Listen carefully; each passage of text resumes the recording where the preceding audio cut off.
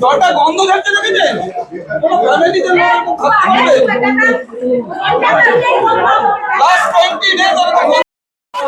আমাদের রাস্তা আজ 1 মাস 30 দিন ধরে সমানতালে ওখানে জল, প্রশাসনের কোনো ভ্রুক্ষেপ নেই।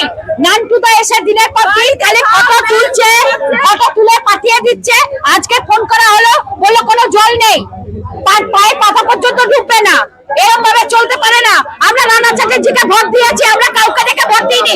ভোটের সময় যখন ওরা দিনের পর দিন রাস্তার ঘরে ঘরে ঢুকে বলে ভোট দিন ভোট দিন, আজকে কোথায় গেল ভোট? ভোট কোথায় গেল? আমাদের বিধায়ককে নিয়ে। বিধায়ক না রাস্তা ঠিক করছে, না ম্যানুয়াল কোনো পরিষ্কার করছে, না নর্দমা পরিষ্কার করছে, না রাস্তার জল নামছে। আমাদের অসুস্থ লোকেরা যেতে পারছে না, বয়স্ক লোকেরা যেতে পারছে না। আমরা পঞ্চায়েত খুলতে পারছি না, একটা করে পচা গন্ধে আমরা থাকতে পারছি না। বাচ্চারা অসুস্থ হয়ে পড়ছে। বাচ্চারা এটা 11 নম্বর ওয়ার্ড। অনেকবার আমরা ফেসবুকে ছেড়েছি। কোথায় কোথায় আপনি যাবেন? কোথায় কাকে জিজ্ঞেস করবেন? ওরা পৌরসভার লোক আসে না, কিছু করলে দুটো করে নর্দমায় লোক নামিয়ে দেয়, দুটো করে নর্দমায় লোক নামিয়ে দুবারটি জল তুলে হয়ে গেল নর্দমা পরিষ্কার। নর্দমা পরিষ্কার এরকম ভাবে প্রশাসন চলতে পারে না। আমরা ভোট যখন দিয়েছি আমাদের সবকিছু সুযোগ সুবিধা দিতে হবে। আমাদের সুযোগ সুবিধা কেন দেবে না? কেন দেবে না আমাদের সুযোগ সুবিধা? ভোটের সময় ভোট দিই কিসের জন্য? আমার নাম নুপুর ঘোষ। আমরা ভোট যখন দিই আমাদের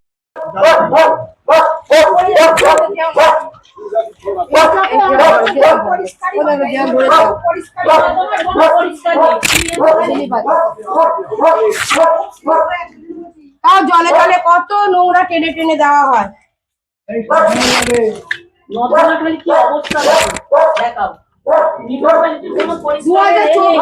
2024-এ মার্চের সব এগুলো সব করা হয়েছে।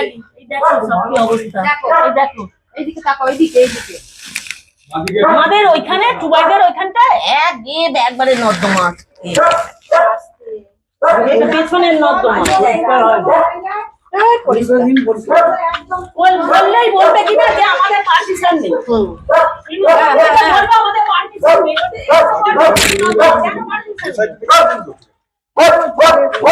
আজকে আপনাদের এই অবরোধ কি নিয়ে? আমাদের অভিযোগ আর অবরোধের কারণ একটাই, আমাদের জল নিয়ে খুবই সমস্যা হচ্ছে, যার কারণ আমাদের সাধারণ মানুষ কেউ কলেজ, কেউ স্কুল, কেউ হসপিটাল, কেউ যেতে পারছি না। আর অতএব যে এই যে কলটা দেখতে পাচ্ছেন, এই কলটা গত 1 মাস ধরে ডুবেছিল। আমাদের সাধারণ পরিবারে, মধ্যবিত্ত পরিবারে কোনো জলের তো সিস্টেম নেই। আমাদের সব জল এখান থেকে নেওয়া হয়, 24 ঘন্টা জল চলে, কিন্তু এখান থেকে কেউ জল নিতে পারছি না। আমাদের জলের সমস্যার সঙ্গে সঙ্গে আমাদের যে দোকান আছে সামনে, আশেপাশে কোনো দোকানে আমরা যেতে পারছি না। আর আমাদের অভিযোগ একটাই নিয়ে, যে বিধায়ক, মাননীয় বিধায়ককে আমরা বলতে চাইছি যে আপনি যত তাড়াতাড়ি সম্ভব আমাদের এই জলের একটা ব্যবস্থা করুন। জলটা যাতে চলে যেতে পারে। এখানে সবারই অসুবিধা হচ্ছে, এমনকি বয়স্ক থেকে বুড়ো সবারই অসুবিধা হচ্ছে। এবং কারেন্টের এই অবস্থা আর্থিন হয়ে যাচ্ছে। আমার নাম প্রতিমা দাস। কারেন্টের কথা বল। কারেন্টের হ্যাঁ, আমি এলাকার বাসিন্দা।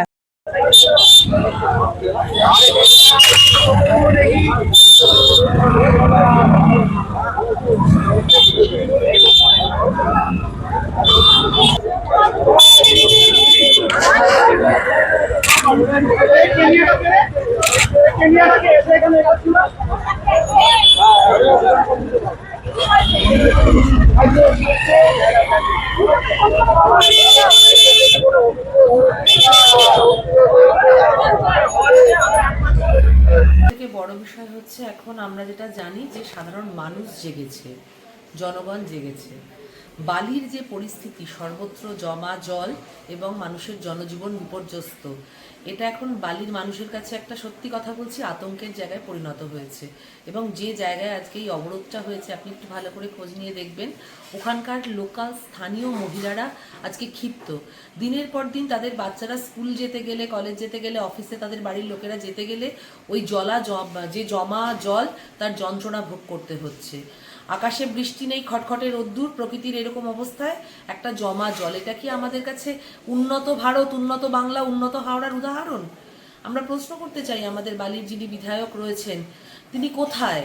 কোনো জায়গায় বর্ষা নামলে তখন গিয়ে নর্দমা পরিষ্কার, অথবা খেলার মাঠে ওনাকে দেখতে পাওয়া যায়, বিভিন্ন মেলায় ওনাকে মাঠে দেখতে পাওয়া যায়, কিন্তু মানুষের এই যে নিত্য নৈমিত্তিক যন্ত্রণা, জমা জলের যন্ত্রণা, জল যন্ত্রণা, এর থেকে কবে বালির মানুষ মুক্তি পাবে? কাজে এই ধরনের বিক্ষোভ, এই ধরনের অবরোধ তো চলবেই।